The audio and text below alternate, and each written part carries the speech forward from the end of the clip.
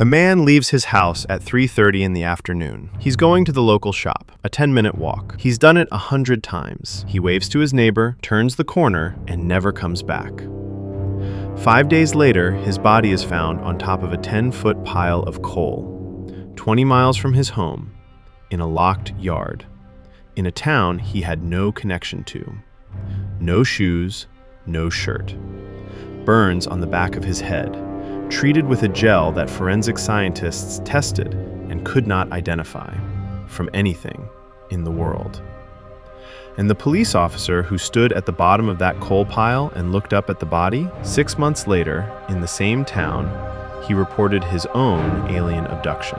This is the Adamski case. After 45 years, nobody has explained it. Zygmunt Adamski was 56 years old, Polish-born, came to Britain after World War II, settled in Tingley, West Yorkshire, worked as a coal miner.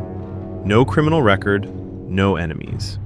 His friends called him Ziggy. On the afternoon of June 6, 1980, he told his wife he was going to the shop for groceries. He put on his suit jacket and trousers, walked out the door, and a neighbor waved at him on the street. That was the last confirmed sighting. He never reached the shop. He never came home. 5 days passed. Police searched hospitals, waterways, fields, roadsides. Nothing. Then, on June 11th, a young man named Trevor Parker arrived at his father's coal yard in Todmorden, a town 20 miles from Tingley in the Pennine Hills. Adamski had never worked there, had no family there, had no known reason to ever be there. Trevor looked up at one of the large coal stacks, about 10 feet high, and stopped. There was a man lying on top of it. Police arrived. What they found was deeply wrong. The body was face up, fully on top of the pile. Climbing 10 feet of loose anthracite coal leaves marks. It disturbs the surface, scatters pieces below. The coal around and beneath the body showed almost no disturbance. It was as if he had been placed there, from above. And that's before we get to the injuries. Adamski was still wearing his suit jacket and trousers, but no shirt, no socks, no shoes. His wallet was gone. His watch was gone. His hair and beard had been roughly trimmed in places, like someone had cut them without caring how it looked. On the back of his head, neck, and shoulders were several oval-shaped burn marks. Not scrapes, burns, as if from a corrosive substance or focused heat.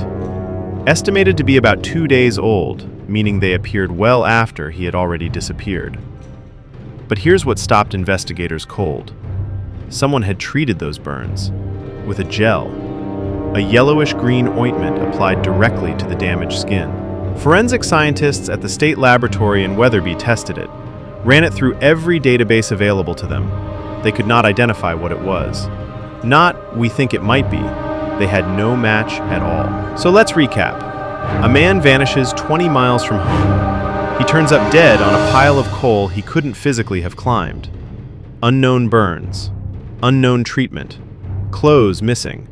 And for 5 full days, nobody saw him anywhere.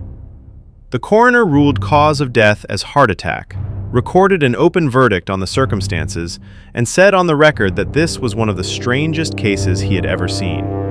Because here's the question nobody could answer. Where was Zygmunt Adamski for those 5 days? Think about this carefully. Ziggy disappeared on June 6th. His body was found June 11th. The pathologist determined he died that morning from a heart attack brought on by extreme distress or shock. That means he was alive for nearly all 5 of those missing days. Police questioned people across both towns. They checked every road between them. They looked at his family, his co-workers, old contacts from Poland. Nothing. No one admitted seeing him. No witness placed him anywhere. A 56-year-old man, no car, no known reason to travel, survived for 5 days under unknown circumstances, suffered burns treated with an unidentifiable substance, and died of a heart attack on a coal pile he could not have climbed himself. Now here's where this case goes from strange to something else. 6 months after Adamski was found, a police constable named Alan Godfrey was on night patrol in Todmorden, the same town. Godfrey was one of the first officers on the scene at the coal yard. He had stood at the bottom of that pile and looked up at the body.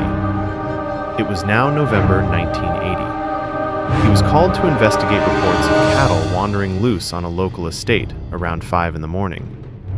While driving, he saw something on the road ahead. He described it as a bright diamond-shaped object, hovering, roughly 20 feet wide and 14 feet high, spinning slowly and glowing. He pulled over, sketched it in his patrol notebook. Then there was a flash of light. The next thing he remembered, he was further down the road. Time had passed. His boot was split along the sole. There was a red mark on his foot. He reported the encounter. His colleagues, by most accounts, believed he was telling the truth, or at least that he believed what he said happened. Under hypnotic regression later, Godfrey described being taken inside the object and examined. His story made national headlines, and Todmorden became known as one of Britain's most active spots for unexplained sightings. Godfrey himself has never claimed absolute certainty about a connection to the Adamski case, but he has said publicly he believes one may exist. So what are the actual theories?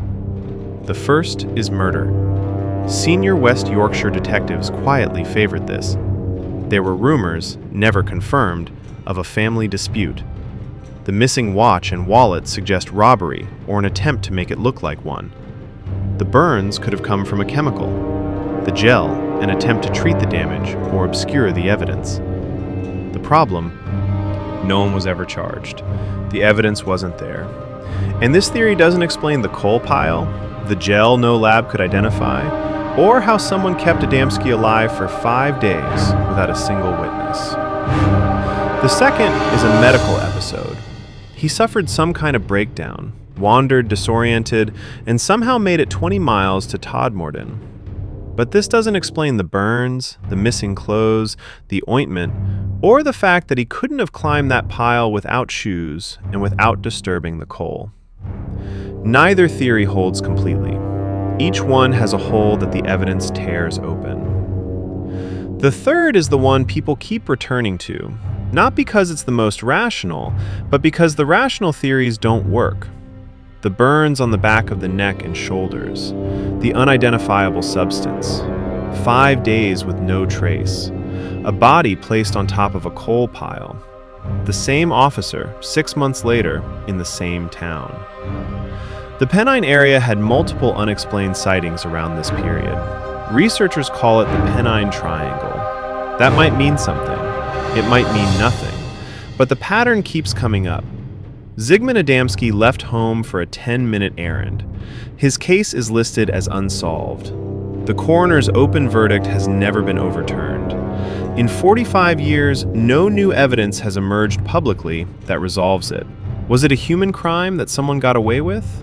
A medical disaster with too many strange coincidences? Or something the frameworks we use to explain the world simply aren't built for? What I keep coming back to is Alan Godfrey, a trained observer, the man who found the body. 6 months later, in the same town, reporting something nobody can explain either. What are the odds? Drop your theory in the comments. I read every single one. And if you want to go further into the broader pattern of unexplained events in the Pennine Hills, and why researchers keep returning to that stretch of England, that video is right here. Because once you see the full picture, the Adamski case starts to look a lot less like an isolated incident.